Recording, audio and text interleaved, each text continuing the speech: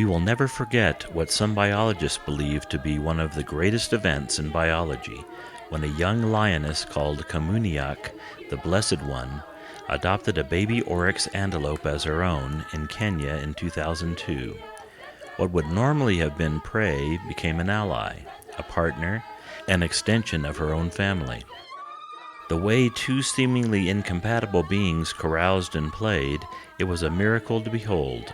It was a sign for the world, for the human species to see that the ultimate predator, the ultimate killer, the proverbial lion could lay down with the lamb. The greatest predator in Africa had shown compassion for the other.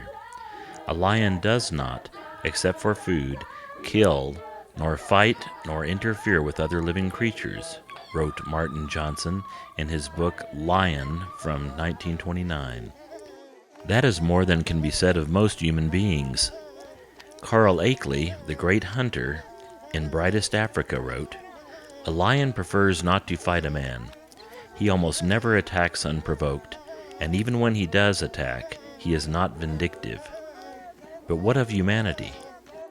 Will we be saviors of this regal species, or its ultimate destroyers? In the last 20 years, the lion population has plummeted from over 250,000 to about 20,000 on the entire continent. There may be no more than 3,000 male lions left in all of Africa. What is the symbol of majesty all over the world now stares into the eyes of oblivion. Overpopulation, habitat destruction, and even those wishing to pass lion bones as tiger bones for the Chinese market have taken its toll. If this continues, the lion as we have known, the lion with its great bellowing roar, the most haunting sound in Africa, could be gone by the decade's end. Laurens van der Post once wrote in The Heart of the Hunter, "Other animals, because of some particular specialty, can claim to represent particular features of natural life, but none represents all its features as does the lion.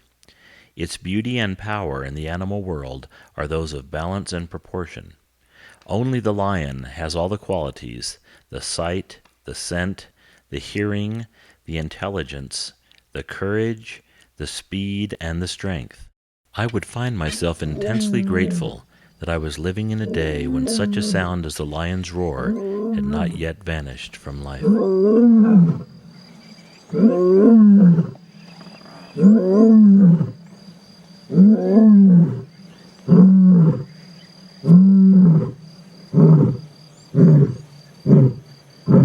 For the Bushmen of the Kalahari, master shapeshifters, and the oldest genetic group on Earth, the lion was an ancestor to be feared, but also one to be respected.